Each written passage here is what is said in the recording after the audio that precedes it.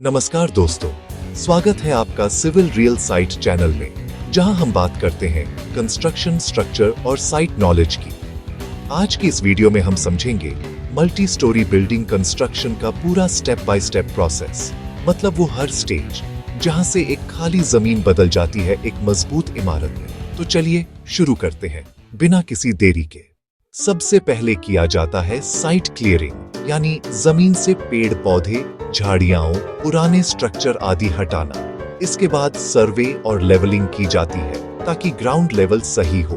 फिर आता है लेआउट मार्किंग, जहां इंजीनियर और सर्वेयर थियोडोलाइट या टोटल स्टेशन से फाउंडेशन लाइंस मार्क करते हैं। यही मार्किंग्स तय करती हैं कि कॉलम्स और वॉल्स कहां बनेंगे।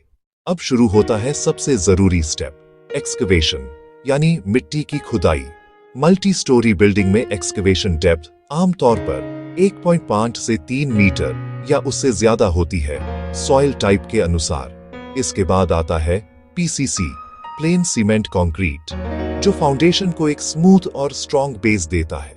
अब फाउंडेशन टाइप डिसाइड होता है, जैसे आइसोलेटेड फुटिंग, राफ्ट फाउंडेशन या pile foundation, soil bearing capacity और बिल्डिंग लोड के हिसाब से। फाउंडेशन डालने के बाद आता है कॉलम रीइंफोर्समेंट प्लेसमेंट। बार्स को डिजाइन के हिसाब से रखा जाता है और कवर ब्लॉक से प्रॉपर कवर मेंटेन किया जाता है। फिर फुटिंग कंक्रीट डाली जाती है, M20 या M25 ग्रेड की, और अच्छी तरह कंपैक्ट किया जाता है वाइब्रेटर से। इस स्टेज के बाद बिल्डिंग की बैकबोन तैयार होने लगती है। फाउंडेशन के ऊपर डाली जाती है प्लिंथ बीम, जो पूरे स्ट्रक्चर को जोड़ती है और डिफरेंशियल सेटलमेंट रोकती है।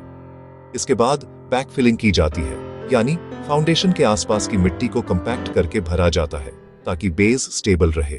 अब शुरू होता है आरसीसी वर्क। हर फ्लोर के लिए कॉलम, बीम और slab casting step by step की जाती है। विंड कॉलम रीइंफोर्समेंट पहले तैयार किया जाता है, 2 बीम फॉर्मवर्क और रीइंफोर्समेंट रखी जाती है, 3 फिर स्लैब शटरिंग, स्टील प्लेसमेंट और अंत में कंक्रीटिंग की जाती है। हर स्लैब कास्ट करने के बाद क्यूरिंग बहुत जरूरी है, कम से कम 7 से 14 दिन तक। इस प्रोसेस को हर फ्लोर के लिए रिपीट किया जाता है। अब शुरू होती है ब्रिक वर्क, यानी दीवारें उठाने का काम। यूजुअली 8.6 सीमेंट मॉर्टर का उपयोग किया जाता है। डोर्स और विंडोज के जगहों पर लिंटल बीम्स डाली जाती हैं। प्रॉपर प्लम्बिंग और इलेक्ट्रिकल कॉन्डुइट वर्क इसी स्टेज में डाल दिए जाते हैं ताकि बाद में तोड़ना न पड़े। ब्रिक वर्क पूरा होने के बाद आता है इंटरनल और एक्सटर्नल प्लास्टरिंग। प्लास्टर रेशियो आमतौर पर 1:4 या 1:5 होता है। इसके बाद फ्लोरिंग, टाइल्स, मार्बल या ग्रेनाइट, क्लाइंट की जरूरत के अनुसार। Electrical, plumbing fittings, doors, windows, false ceiling, सब फिनिशिंग स्टेज में किया जाता है। फिर आता है पेंटिंग वर्क और फाइनल पॉलिशिंग। रूफ, स्लैब और बाथरूम्स में वाटरप्रूफिंग बहुत जरूरी है। Doctor Fixit, Asian Smart Care जैसे केमिकल्स से लीकेज प्रोटेक्शन किया जाता है।